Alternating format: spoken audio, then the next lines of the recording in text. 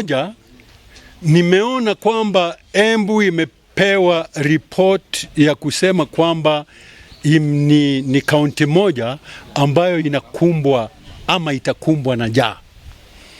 Na kwa hivyo serikali inahimiza watu kwamba wachunge, sababu msimu huo unakuja na watakuwa na njaa kubwa.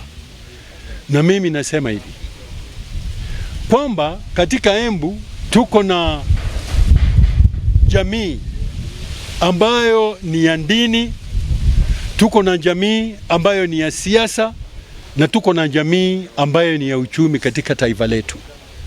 Itakuwa aibu kubwa tukijua kwamba Embu iko karibu na Mountain Kenya. Embu ndio mito na ziwa ambazo zinalete mambo ya stima katika Kenya, na iwe kwamba Waembu wanaweza kufa njaa. Sababu gani? Either sababu samaki ambao zinatagwa asiliwi Embu, au chakula ambacho kimepatikana katika nyanda za juu za Embu hazigawanywi vizuri, au kama sio hivyo kuna chuki fulani ambayo ni lazima imalizwe katika Embu. Kwa hivyo mimi kazi yangu ni kumuomba gavana wa Embu na viongozi wote ambao wamechaguliwa pamoja nao waangalie kwamba kusije kuwa na mtu mmoja ambaye atakufa Embu, na ikiwa kutakuwa na chakula ambacho kinaweza kubaki, kile ambacho kinaweza labda kugawiwa wengine, wakumbuke Tharaka Nithi wako na shinda hapa, na wakumbuke kuna wengine pia wako na shinda. Simply to say this, that it is important for a county and its people to be generous. And we cannot as a nation to watch as people die out of famine and hunger. And so, while we look at government to do things, we also know that governments cannot do everything. Maybe in such emergencies, they may do or try to do something, but it is difficult to feed a whole nation from government taxes. For me, what I want to say is there is a way to supplement what the government can give, and there is a way to corroborate with the government to make sure that none of our people dies. And all the churches, all the leaders here should be able to preach that so that no Embian dies. That's number mbili. It is important to watch. It is important to watch what the government does and says.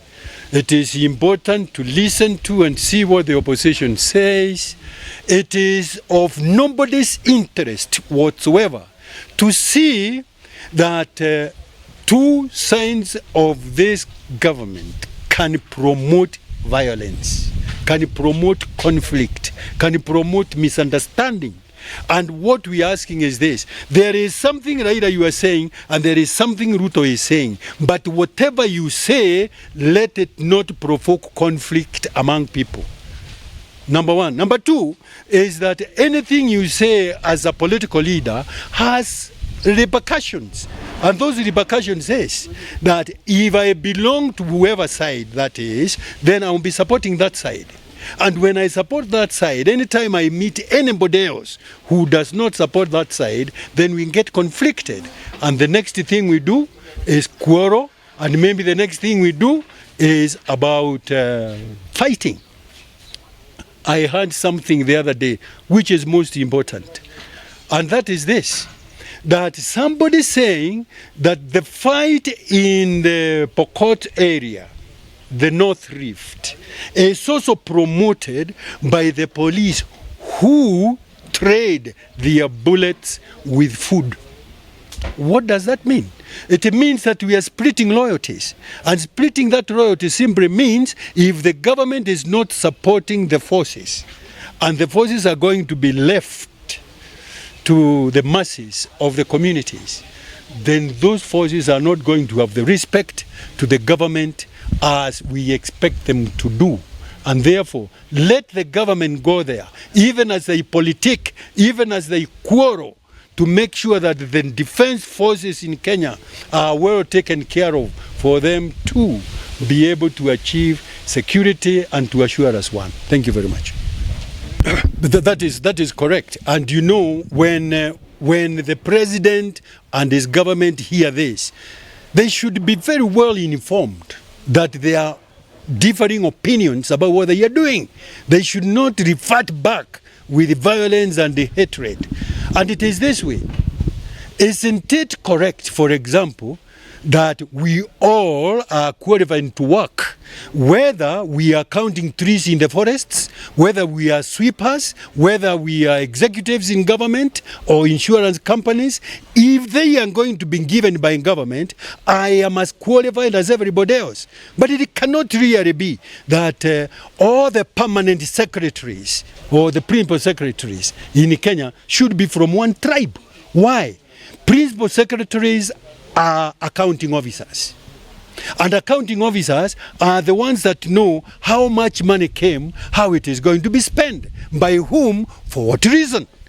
In fact, I remember one thing, that when we were arrested by Moi ourselves, we were arrested because we were saying Moi rules with homeboys.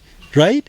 And Ruto appears like he's going to be ruling with homeboys. And we are simply saying, Ruto, you cannot promote unity in this country. There is no justice that is going to be projected by having the homeboys. That is bringing us back to where we came from. And we would want that to stop. If it doesn't stop at your level and everybody believed that that is what you are going to do, you are going to make Kenyans lose hope very early in your rule.